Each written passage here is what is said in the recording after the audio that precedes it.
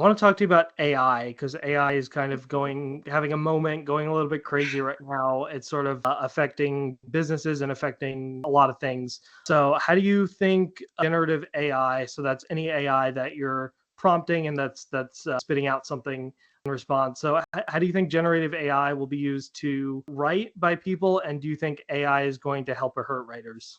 Because I have such mixed feelings about AI because Yeah, on one end, AI can be used as a creative tool to improve your writing. It can be yeah, used as a way to engage with other people in that mhm, regard. And I've met and I've read some poets who would use AI or would use Google Translate or stuff like that to yeah, inspire their poems.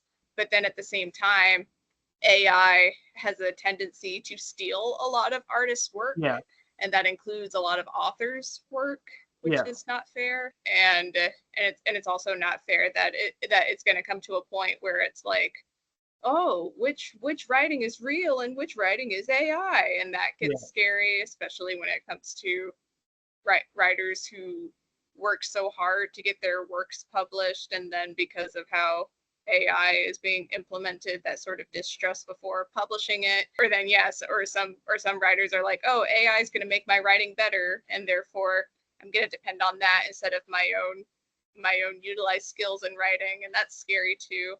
So I have a lot of mixed feelings. yeah. Definitely true. I think with writing and with art, we have a lot of examples of it giving you copyrighted works and not really telling you. Tell me more. You talked about in the beginning, like some people are using it well. How do you think, like how do you think writers can use it in like an ethical or good way?